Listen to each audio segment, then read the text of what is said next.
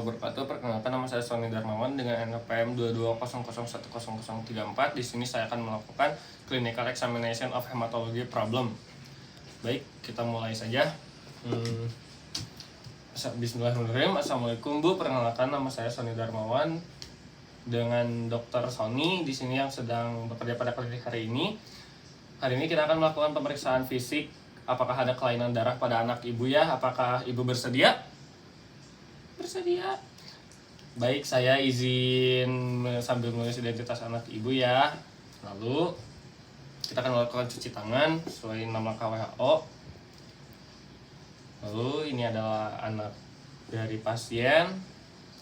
Ini adalah pasiennya. Lalu kita akan melihat apakah pasien tampak sakit atau sehat dan bagaimana posisinya, apakah ini masih bisa duduk atau perlu berbaring. Di sini perlu berbaring. Kita cek kesadaran pasien. Lalu kita cek pernafasan, ukur respiratory rate, dan lihat apakah ada usaha bantu nafas, dan cek pula apakah ada cyanosis atau tidak. Lalu pemeriksaan nadi dapat dilakukan pada memegang pergelangan tangan pasien dan hitung dalam 1 menit. Lalu kita ukur suhu tubuh menggunakan termometer dan timbang berat badan anak serta ukur panjang dan tinggi badan anak.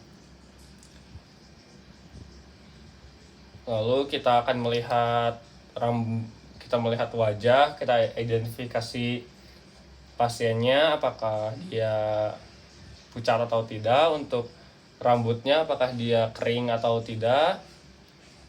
Lalu kita lihat matanya apakah dia pucat atau tidak, lalu apakah dia kuning atau tidak. Kita lihat hidungnya apakah dia ada epistaksis, kita lihat mulutnya, kita lihat warna dari mulutnya, lihat apakah ada oral mukosanya apakah pucat atau tidak. Kita lihat lidahnya apakah dia halus dan berwarna merah, lalu apakah ada pendarahan dan hematmasis. Lalu kita periksa lehernya. Pemeriksaan lymph node, yaitu memeriksa secara sistematis lymph node mulai dari occipital, postaurikular, anterior dan posterior cervical, parotis, submaxillary, sublingual, axillary, dan lymph node inguinal. Lalu catat hasil pemeriksaan pasien mulai dari ukuran, jumlah lymph node yang teraba, bagaimana mobilitasnya, apakah ada nyeri tekan atau tidak, bagaimana konsistensinya pada setiap lymph node yang teraba. Lalu kita akan memeriksa jantung. Pemeriksaan jantung apabila terdapat murmur yang terdengar pada saat auskultasi, kemungkinan pasien mengalami anemia yang berat sehingga pasien memerlukan tindakan medis segera. Dan kita akan hitung dan interpretasi hasil heart rate. Lakukan auskultasi untuk menemukan apakah dapat murmur sistolik pada katup jantung, dan pemeriksaan jantung dapat dilakukan dengan posisi duduk maupun berbaring. Lalu kita akan memeriksa abdomen. Pemeriksaan abdomen kita akan melakukan inspeksi dan lihat apakah terdapat pendarahan dari umbilical cord ataupun ada venektasi atau tidak. Lalu kita akan pemeriksaan hematomegali. Prosedurnya dengan cara memeriksaannya, letakkan tangan kanan pemeriksa di sebelah kanan dari perut pasien bilateral dari musculus rectus abdominal. Lalu minta pasien untuk bernapas secara dalam dan raba tepi hepar dengan menggunakan jari. Pada saat pasien melakukan inspirasi, tekan tangan kiri ke arah atas sehingga liver pasien akan mudah teraba oleh tangan yang sebelah kanan. Hepar secara normal tidak teraba, ataupun jika dapat teraba sepanjang 1-2 cm di bawah arcus costa dextra dengan tepi yang tajam, akan teraba lembut, tajam, dan juga reguler, dan permukaan hepar akan teraba lembut. Lalu letakkan tangan kiri di sebelah posterior costa sebelah kiri, minta pasien untuk bernapas dalam. Mulai palpasi bagian bawah sehingga pemeriksa dapat mengetahui kemungkinan adanya pembesaran spleen.